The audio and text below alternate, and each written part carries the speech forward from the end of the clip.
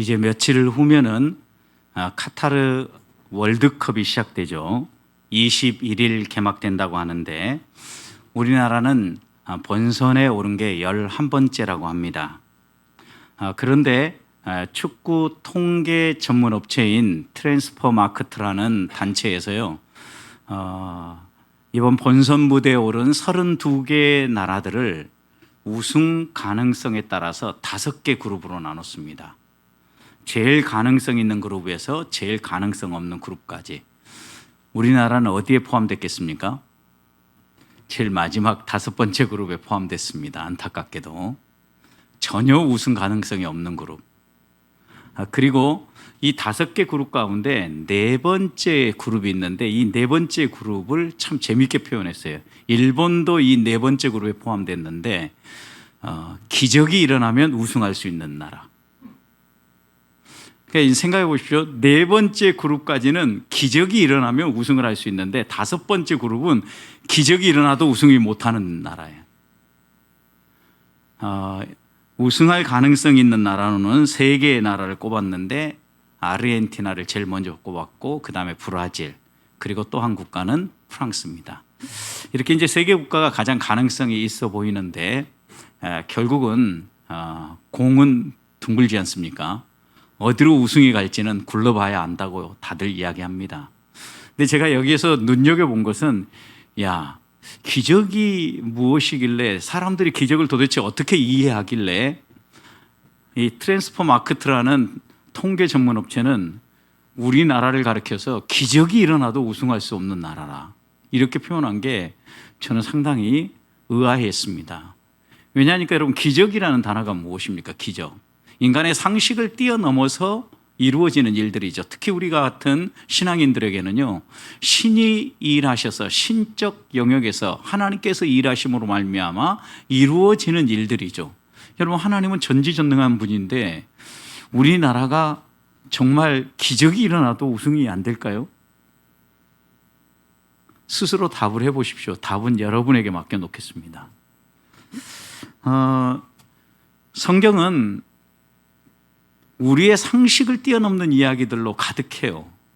그래서 믿음이 없다면 성경의 이야기들은 이거 소설책처럼 생각이 되어지고 또 이렇게 우리의 상식을 뛰어넘는 이야기를 읽을 때마다 너무나 비과학적이라고 이야기하기 쉽습니다. 여러분, 그런데 생각을 해보십시오. 우리가 일상을 살아가는 이 일상이 기적이 되고 기적이 상식이 되어지면 그 사람은 신앙의 세계에 들어온 사람이라고 이야기를 합니다. 다시요. 기적이 상식이 되고 상식이 되어지고 우리의 일상이 기적임을 이해하는 사람은요, 바른 신앙생활을 하는 사람이라고 이야기를 합니다. 왜 그럴까요, 여러분? 우리가 이 세상을 살아갈 때 세상적 가치관에 사로잡혀서 살아가면요, 어떤 특별한 일이 일어날 때만 기적으로 보입니다. 그런데 하나님이 이 우주 만물을 창조하시고 다스릴 뿐만 아니라 우리의 삶을 섭리해 가신다라는 것을 인정하면 일상에서 아무 일도 일어나지 아니하고 자연스럽게 펼쳐지는 일들도 하나님이 배후에서 일하심으로 남들이 보기에는 상식적인 일 같지만 믿음의 눈으로 볼 때에는 특별한 일로 보인다라는 거예요. 그래서 일상이 기적이라고 보여지기 시작하면 드디어 신앙의 눈이 띄어졌구나 라고 많은 사람이 이야기한다는 겁니다. 여러분, 그렇다면 우리들이 하루하루를 돌아보면 오늘 기적 같은 하루를 살았구나. 여러분, 그런데 기적을 만날 때마다 어떻습니까? 기적을 경험하면 막 심장이 쿵쾅쿵쾅 뛰죠, 여러분.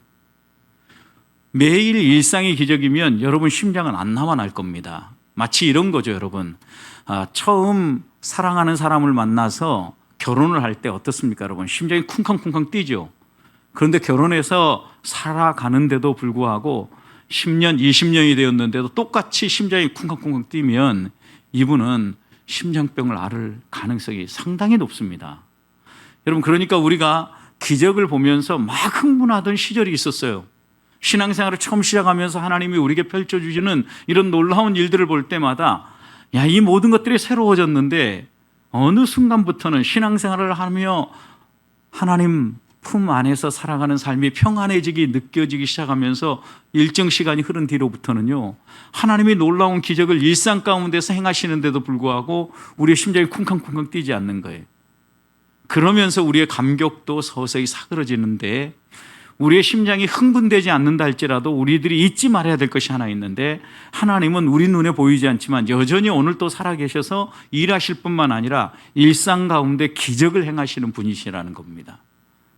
여러분, 만약에 생각해 보십시오. 나는 아무런 생각도 없이 그냥 지나갔는데 갑자기 내 뒤로 브레이크가 고장난 차 한 대가 내 머리 뒤로 막 지나갔다고 생각을 해 보십시오. 우리는 그런 일을 만약 인지했다고 하면 와, 진짜 기적이다, 이렇게 얘기할 겁니다. 아, 정말 하나님이 도와주셨구나 라고 깜짝 놀라면서 무릎을 꿇을 겁니다. 그런데 여러분, 저하고 조금 더 먼 거리, 이게 이제 바로 뒤가 아니라 좀 더 먼 거리에서 이런 일들이 벌어졌다고 하면 하나님이 일하신 것에 대해서도 우리는 그다지 크게 느끼지 않는다라는 거죠. 실제로 성경에도 보면 주를 섬겼던 사람은요, 철저하게 하나님께 사로잡혔고 하나님이 행하시는 일들을 보기 위해 깨어있는 사람들이었습니다. 초대교회 주의 일을 시키기 위해서 세웠던 집사님들 7분을 보십시오. 사도행전 6장에 보면 이 7분을 세울 때 제일 먼저 꼽는 게 뭐냐면 성령에 사로잡힌 사람이에요. 성령에 충만한 사람이에요.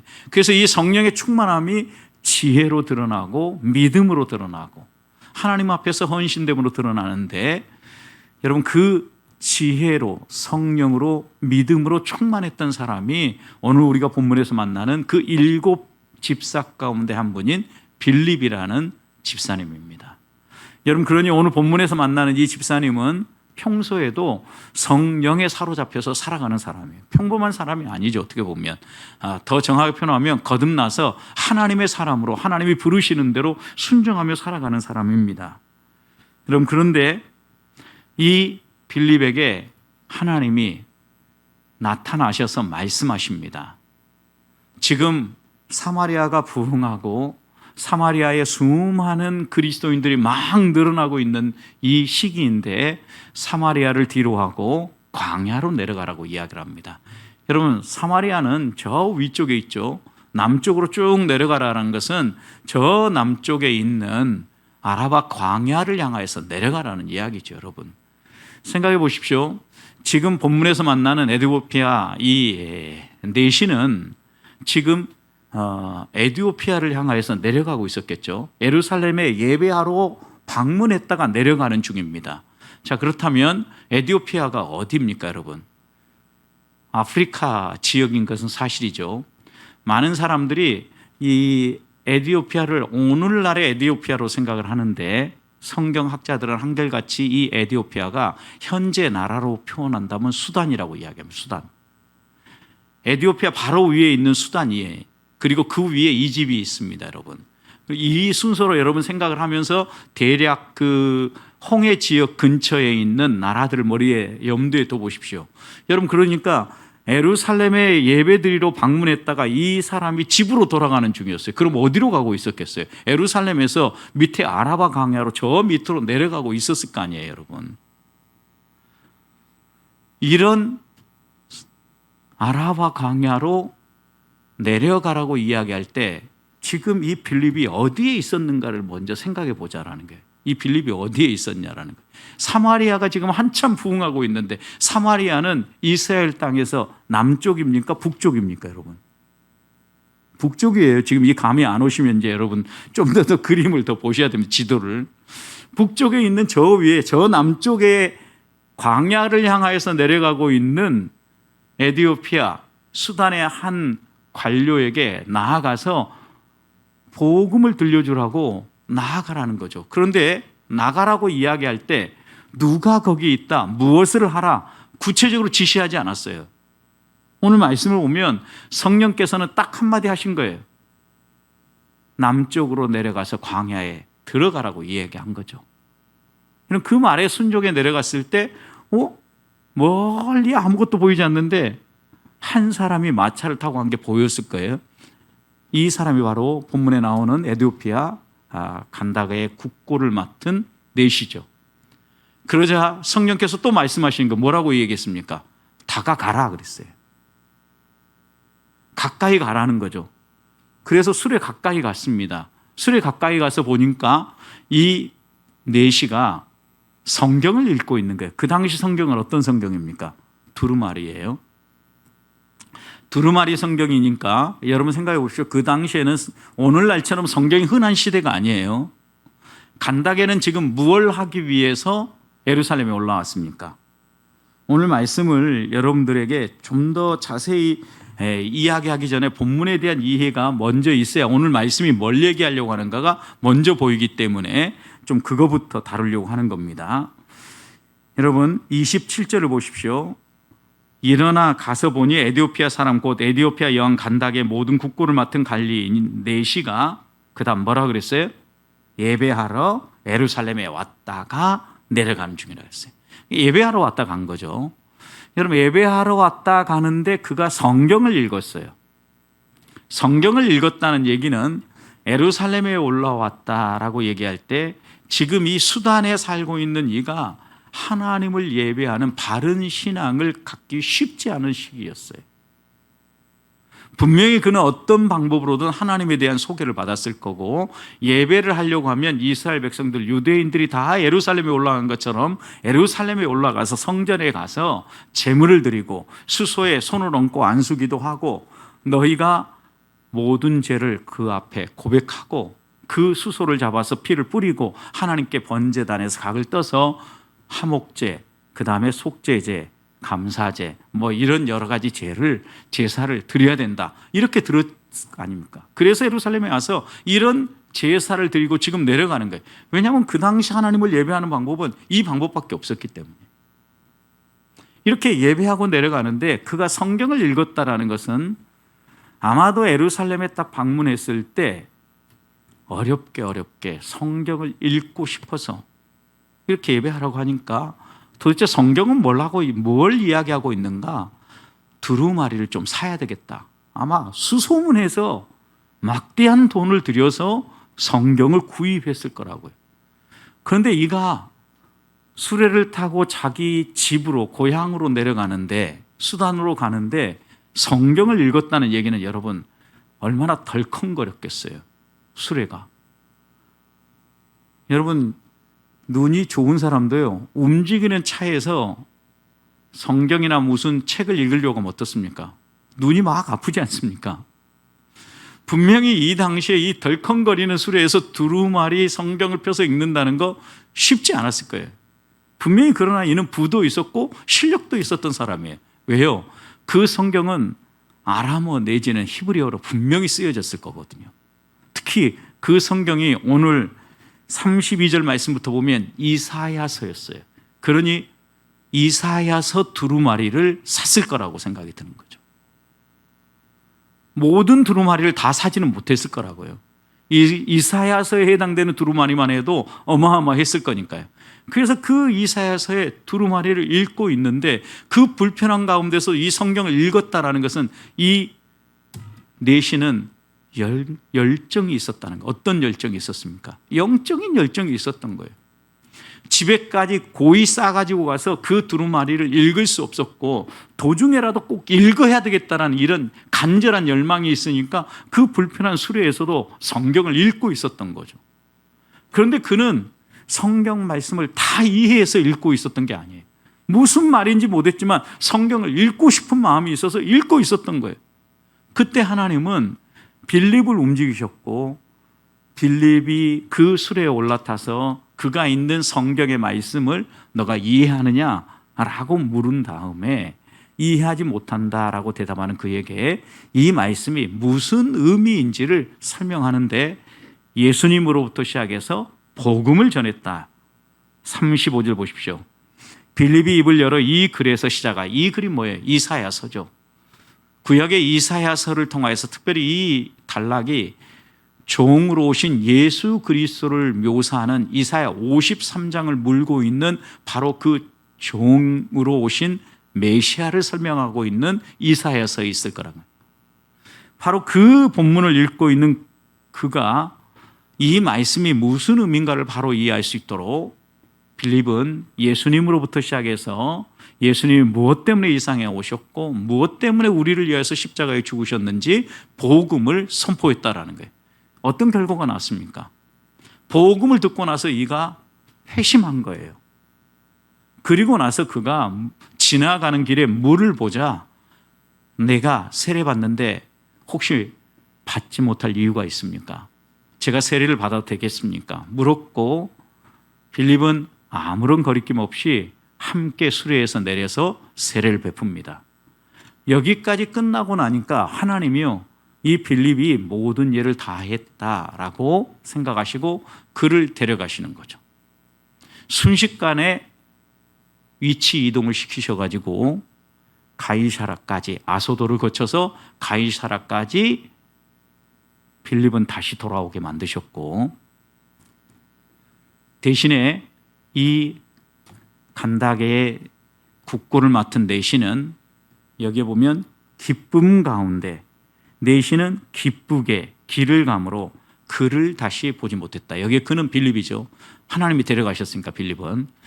그러면서 그가 결국은 이 아프리카 지역, 수단을 비롯한 그 아프리카 지역에 복음을 전하는 복음 전도자로 섰다라는 게 오늘 본문의 이야기예요. 그럼 여기서 우리는 몇 가지 함께 나누려고 하는 게 있습니다. 오늘 이 말씀을 통해서 하나님이 제일 강조하고자 하는 것은요, 순종은 기적을 낳는다는 거예요. 여러분, 순종은 기적을 낳는데 빌립이 사마리아에서 얼마나 지금 부흥을 경험하고 있습니까? 그리고 사마리아에서 저 밑에 광야까지 내려가라고 얘기했을 때 그 광야까지 내려가는 길이 만만치 않은 길이에요. 상당한 길이라고요. 몇 날을 걸어야만 내려갈 수 있는 길이라고. 그런데 그 말에 순종해서 빌립이 그냥 내려가요. 여러분, 우리는 그냥 이 지리를 생각하지 아니하고 그냥 얘기하니까 광야 바로 옆에 있다가 광야로 살짝 들어갔나 보다 이렇게 생각을 하는데요. 전혀 그러지 않아요. 여러분, 이 길을 순종하여 내려갈 때 마음이 여러 갈래로 바뀌었을 거예요.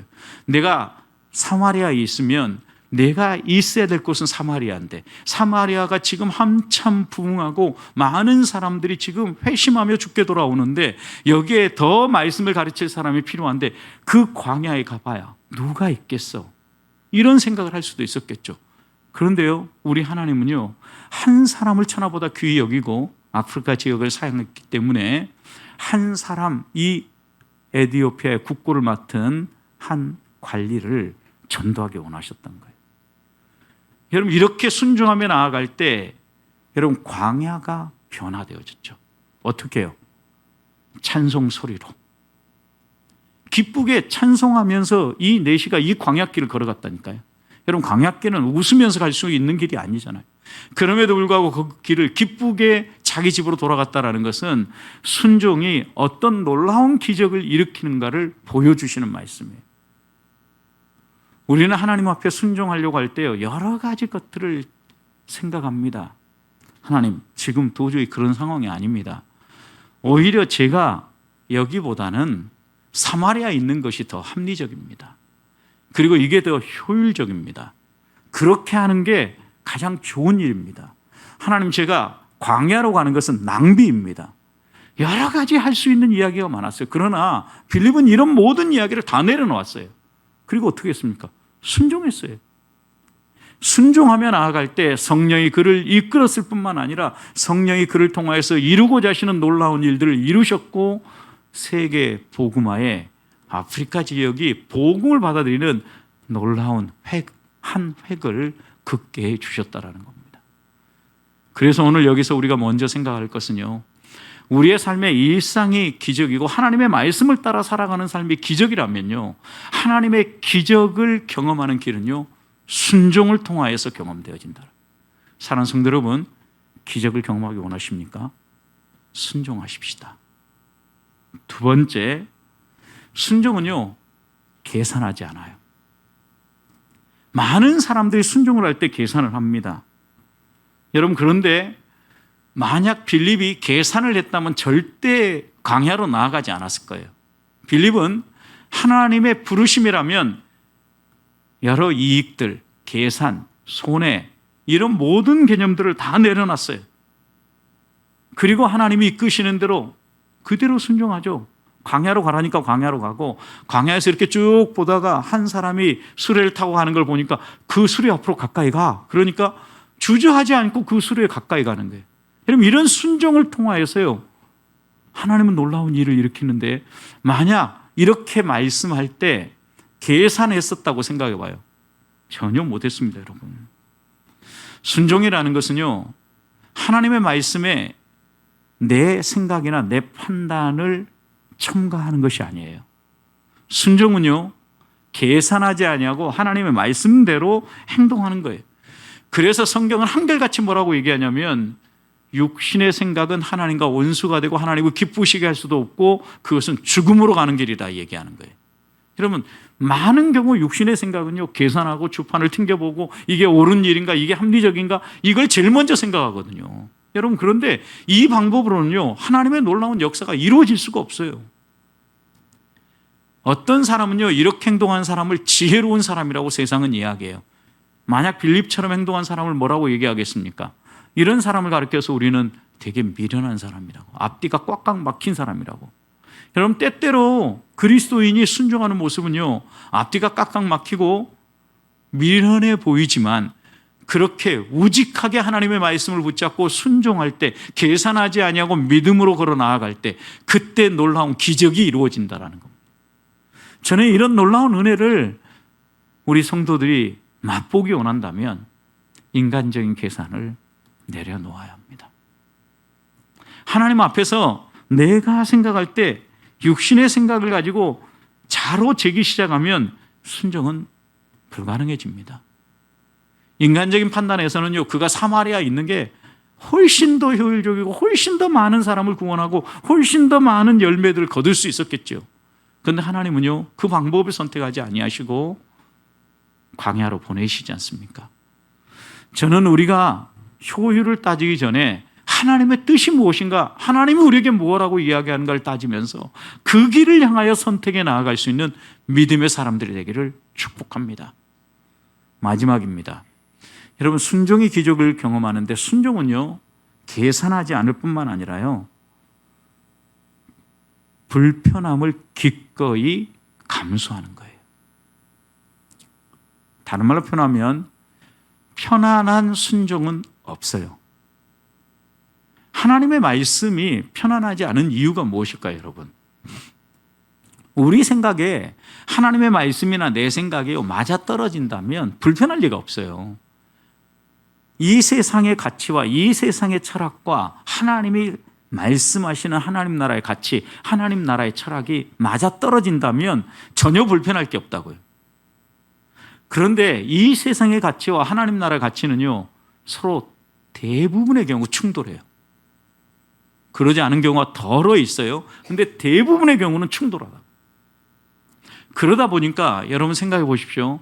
하나님 나라의 가치로 살려고 하면 이 세상의 가치를 때때로 포기해야 되는 거예요. 그러니 하나님의 말씀, 하나님이 우리에게 원하시는 하나님 나라의 가치를 따라 살아가는 이 순종이요, 절대 편할 수가 없어요. 그래서 그리스도인들이 순종을 잘 못하는 거예요, 여러분. 순종해야 된다는 걸 그렇게 많이 알면서도요, 순종하지 못하는 이유예요, 여러분. 여러분, 왜 하나님이 성령이 충만한 빌립을 이 사마리아에서 빼서 이런 놀라운 일들을 했을까요? 여러분, 순종은 하나님께 사로잡히지 않으면 불가능하다는 걸 보여주고 있는 거예요. 그러니 우리가 우리의 생각과 우리의 이성적 판단으로 우아한 모습으로 순종이 잘 되리라고 생각하는 것은 착각이에요, 여러분. 순종하기 위해서는 때때로 손해도 보아야 될 뿐만 아니라 우리가 이 순종을 하면서 기꺼이 지불해야 될 가치를 지불할 각오가 되어 있어야 돼요. 아브라함도 보십시오, 여러분. 하나님이 부르실 때 그는 갈 바를 알지 못하고 갔다고 그랬습니다. 그런데 고고학자들의 발굴에 의하면 갈대아 우르가 상당히 문화적으로 발달되어 있었던 나라였다라고 얘기하죠. 왜냐하면 문화적 여러 문명의 이기들이 발굴되었을 뿐만 아니라 가장 놀라운 것은 그 당시에 수세식 화장실이 발견되어졌다는 거예요.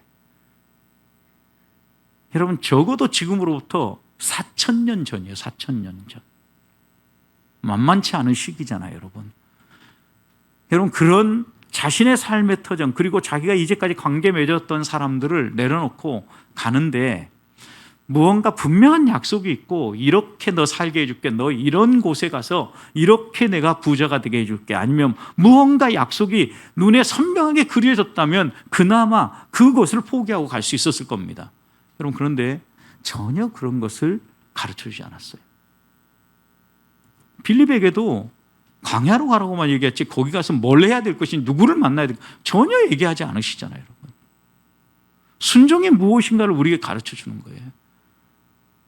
아브라함도 이 모든 것들을 기꺼이 내려놓고 불편함을 감수하고 광야에 먼지가 풀풀 날리는 그곳에서 밤을 지새는 한이 있다 할지라도 하나님의 말씀을 따라서 끝까지 걸어가겠다라고 마음을 먹고 발을 내디딜 때 그가 믿음의 조장이 되었고 그 당시에 그 지역에서 가장 부자로 살아갈 수 있었던 거예요.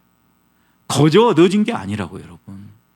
빌립이라는 믿음의 신앙의 아름다운 본을 가진 선배도 그냥 이렇게 주어진 게 아니라고요. 그의 삶의 영역에서 하나하나를 내려놓고 보면 순종하기 위해서 처절한 몸부림과 하나님이 주시는 말씀과 자신 안에 있는 여러 가지 가치를 깨어 부수면서 손해볼 각오를 하고 불편함을 감수하고 기꺼이 하나님의 말씀을 따라 걸어 나아갈 때 그의 삶에 이런 놀라운 기적 같은 일들이 일어났다는 겁니다. 그래서 우리가 마지막으로 순종을 각오하고 하나님 제가 순종하기 원합니다 라고 얘기할 때 이 말의 의미를 놓치지 말아야 돼요. 저 기꺼이 불편함을 감수하겠습니다. 손해보겠습니다. 바보 되겠습니다. 이 표현이에요, 여러분. 순종이 멋진 그냥 어떤 화려한 길이 아니라고, 여러분. 하나님 앞에서 우리가 이 말을 내려놓고 그냥 순종만 생각하니까 내 입맛에 맞는 것만 골라서 순종하는 거예요. 여러분 이건 신앙이 아니에요. 가짜예요. 이거는. 하나님이 정말 우리에게 원하는 게 무엇인가?